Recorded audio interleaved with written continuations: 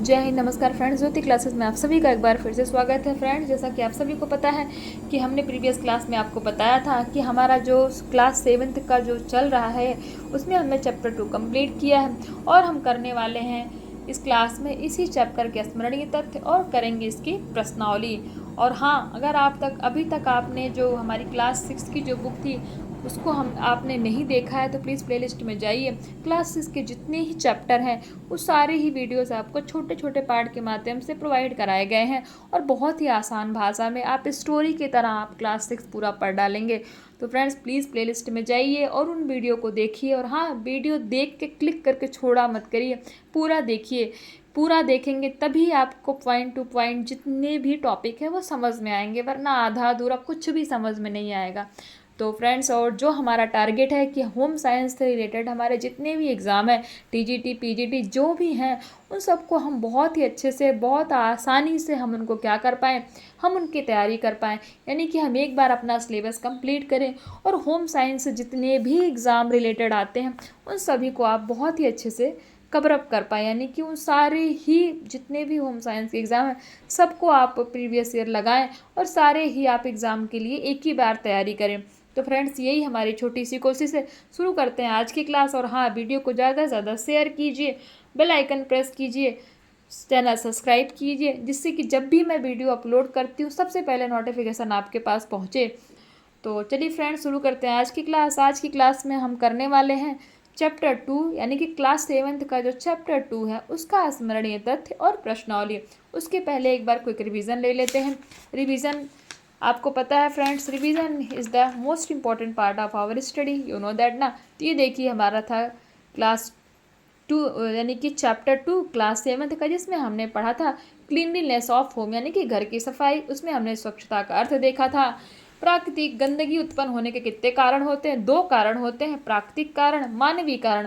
प्राकृतिक कारण कौन कौन से होते हैं उसको भी हमने बहुत अच्छे से पढ़ा था और मानवीय कारण को भी हमने बहुत अच्छे से ही कंप्लीट किया था। फिर हमने देखा था सफाई यानी कि गंदगी से होने वाली हानियाँ क्या क्या होती हैं, ये हमने देखा था। फिर हमने नेक्स्ट देखा था सफाई। सफाई करने के लिए कौन कौन सी सामग्री की आवश्यकता पड़ती है, उसमें हमने ये सारे ही पॉइंट्स देखे थे कि जब भी हम सफाई करने जाते हैं तो ये सारी सामग्री हमारे पास मौजूद होनी चाहिए। फिर हमने देखे थे कि घर की सफाई के प्रकार कितने होते हैं, यानी कि कितनी तरह की सफाई होती है, 4 तरह की होती है। ये सारे ही हमने पॉइंट कवर अप किए थे। फिर हमने देखे थे गंदगी को साफ करने के उपाय कौन कौन से हैं, उसमें भी कुछ पॉइंट्स हमने देखे थे, आप स्क्रीन पर देख पा रहे होंगे फ्रेंड्स। और फिर हमने लास्ट में क्या देखा था, लास्ट में हमने देखा था घर की सफाई करते समय ध्यान रखने योग्य बातें, यानी कि जब हम घर की सफाई करें तो हमें किन किन बातों का ध्यान रखना चाहिए। तो फ्रेंड्स, ये सारे ही टॉपिक और देखे थे। हाँ, एक बच गया, घर की सफाई के लाभ, यानी कि घर की सफाई करने से हमें कौन कौन सा फ़ायदा मिलता है, वो सभी हमने कवर अप किए थे। आई होप फ्रेंड्स आपका क्विक रिवीजन हो गया होगा। चलिए शुरू करते हैं आज की क्लास। देखते हैं इस चैप्टर के स्मरणीय तथ्य यानी कि मेमोरेबल फैक्ट्स। नंबर 1 क्या है? स्वच्छ वातावरण में रहने वाला व्यक्ति ही स्वस्थ रह सकता है। मैंने आपको बताया था कि स्वच्छता और स्वास्थ्य का क्या है, एक बहुत ही गहरा संबंध है। अगर हम स्वच्छ वातावरण यानी कि हमारा जो इन्वायरमेंट है वो स्वच्छ है, क्लीन है, तो ही हमारा स्वास्थ्य यानी कि हमारा हेल्थ ही सही रहेगा। फिर हमने देखा था गंदगी से परिवार के सदस्यों का स्वास्थ्य खराब होने का भय रहता है। झाड़ू सफाई का मुख्य उपकरण है, बिना झाड़ू के तो कोई सफाई हो ही नहीं सकती।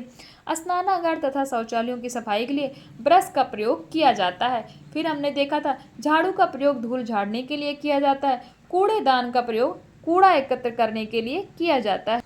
अब हम देखते हैं इसकी प्रश्नावली। अब प्रश्नावली में देखेंगे बहुविकल्पीय प्रश्न। बहुविकल्पीय प्रश्न में हम देखेंगे फ्रेंड्स सफाई का मुख्य उपकरण क्या है, तो सफाई का मुख्य उपकरण है, हमने पढ़ा था, झाड़ू है। फिर नंबर 2 में देखते हैं पालतू पशु है, शेर, चीता, गाय या ये सभी। तो पालतू पशु है, कौन सा है? गाय है। फर्श की धुलाई आदि के लिए प्रयोग की जाती प्लास्टिक की झाड़ू, नारियल की झाड़ू, फूल की झाड़ू या यह सभी। तो जब भी हम फर्श की धुलाई करते हैं तो किसका प्रयोग करते हैं? नारियल के झाड़ू का प्रयोग करते हैं। रिक्त स्थानों की पूर्ति कीजिए। डैश घर दूषित वायु एवं रोगाणुओं को जन्म देता है। कौन सा घर? गंदा घर। गंदा घर दूषित वायु एवं रोगाणुओं को जन्म देता है। नंबर 2, झाड़ू सफाई का मुख्य उपकरण है। सफाई का मुख्य उपकरण कौन सा है? मतलब सफाई के तो कई सारे उपकरण हैं, लेकिन मुख्य कौन सा है, मेन कौन सा है? झाड़ू है। झाड़न का प्रयोग खिड़की दरवाजों को धूल झाड़ने के लिए किया जाता है। झाड़न का प्रयोग यानी कि जो मोटे कपड़े से बनाया जाता है ना, उसको झाड़न कहते हैं। तो झाड़न का प्रयोग किसके लिए किया जाता है? झाड़न का प्रयोग खिड़की दरवाजों धूल झाड़ने के लिए किया जाता है। नेक्स्ट देखते हैं, डेस्क का प्रयोग कूड़ा एकत्र करने के लिए किया जाता है। कूड़ा हम किस में एकत्र करते हैं? कूड़ेदान में। तो कूड़ेदान का प्रयोग कूड़ा एकत्र करने के लिए किया जाता है। ये हमारा रिक्त स्थान। अब देखते हैं सही गलत। गृहिणी को प्रतिदिन सफाई नहीं करनी चाहिए, ये स्टेटमेंट क्या है? गलत है, क्योंकि गृहिणी को प्रतिदिन सफाई करना चाहिए, हमने पढ़ा है। कूड़े को एकत्र करके रखने के लिए कूड़ेदान का प्रयोग करना चाहिए, तो ये स्टेटमेंट भी हमारा क्या हो जाएगा? सही हो जाएगा। गीले फर्श पर नहीं चलना चाहिए, हमने पढ़ा था गीले फर्श पर नहीं चलना चाहिए, जिससे घर गंदा हो जाता है। स्वच्छ घर देखने में सुंदर तथा आकर्षक लगता है, तो ये स्टेटमेंट भी सही है, क्योंकि हमने इसको भी पढ़ा था। तो फ्रेंड्स, ये था हमारा चैप्टर 2। और ये हाँ, इसके अति लघु उत्तरीय प्रश्न और लघु उत्तरीय प्रश्न साथ ही दीर्घ उत्तरीय प्रश्न है। मैं बार बार आपसे कहती हूँ और आज भी कह रही हूँ कि जो जितने भी क्वेश्चन है ना, इनके आप जरूर ही स्क्रीनशॉट ले लिया करिए, और प्लीज़ इस वीडियो को पूरा देखिए, और देखने के बाद इन क्वेश्चन को सॉल्व करिए। फिर आप देखिए कि क्या आपसे ये क्वेश्चन सॉल्व हो भी रहे हैं कि नहीं, कि मैं बस ऐसी ही एवी हवा में पढ़ा रही हूँ। तो प्लीज़ फ्रेंड्स, इन क्वेश्चन को खुद सॉल्व किया करिए। मैं इनके आंसर आपको इसलिए प्रोवाइड नहीं कराती क्योंकि मैं आपको हैंडीकैप नहीं बनाना चाहती कि मैं आपको सब कुछ लिखा लिखाया दे दूँ और आप रट्टा मार लो। जब आप खुद क्वेश्चन सॉल्व करोगे, तो जब आप अपने आप से कोई काम करते हो तो आपको भी पता है, तो जो भी चीज़ें हैं वो बहुत आसानी से हमें समझ में आती हैं। आप कोशिश कीजिए, अगर आपसे नहीं होता है तो प्लीज़ कमेंट कीजिए, मैं सारे ही क्वेश्चन के आंसर आपको प्रोवाइड कराऊंगी। बट फ्रेंड्स, आप एक बार कोशिश कीजिए, और हाँ, कोशिश करके तो बताइए तो सही कि आपसे क्वेश्चन सॉल्व हो रहे हैं कि नहीं हो रहे हैं, क्योंकि जब तक आप कमेंट नहीं करेंगे हमें कैसे पता लगेगा। तो फ्रेंड्स, इनके स्क्रीनशॉट आप ले लीजिए। और हाँ, ये जो हमारा चैप्टर था इसका आप ये देख सकते हैं, ये इसकी आंसर की है यानी कि उत्तरमाला, आप इसका भी स्क्रीनशॉट ले सकते हैं। तो फ्रेंड्स, ये था हमारा चैप्टर 2। आई होप आज की क्लास आपको अच्छी लगी हो। और मैंने आपसे बोला था कि मैं कोशिश करूँगी कि आपको एक दिन में 2 चैप्टर कराऊँ, यानी कि 2 वीडियो के माध्यम से मैं आपको एक चैप्टर कराती हूँ, यानी कि एक चैप्टर को मैं 2 पार्ट में करती हूँ। तो मैं सोच रही हूँ कि आपको 2 वीडियो प्रोवाइड कराऊँ, 4 वीडियो प्रोवाइड कराऊँ, जिससे 2 चैप्टर आप एक दिन में ही कंप्लीट करो। और उससे क्या होगा, हमारा फटाफट जो क्लास 7th है, जहाँ 15 दिन लगने हैं, वो 1 हफ्ते 10 दिन में ही कंप्लीट हो जाएगा।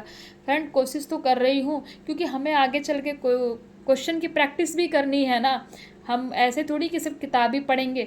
एक बार सिलेबस कंटेंट तो हम अच्छे से रेडी कर लें, फिर हम फटाफट जितने भी प्रीवियस ईयर हैं टीजीटी पीजीटी के, उन सभी को सॉल्व करेंगे, और आपके साथ ही करेंगे। और आप देखना, आप खुद ही उन क्वेश्चंस को सॉल्व करोगे।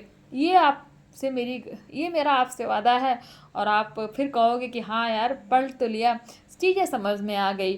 तो चलिए फ्रेंड्स, आई होप आज की क्लास अच्छी लगी हो। मैं कोशिश करती हूँ आपको थोड़ा और कंटेंट देने का।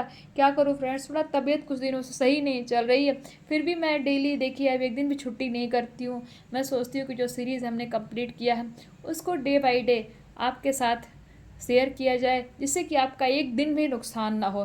क्योंकि फ्रेंड्स, टाइम हमारे लिए बहुत इंपॉर्टेंट होता है। टाइम कभी भी हमारा जो है वेट नहीं करता, हमें टाइम का वेट करना पड़ता है। तो बस यही है।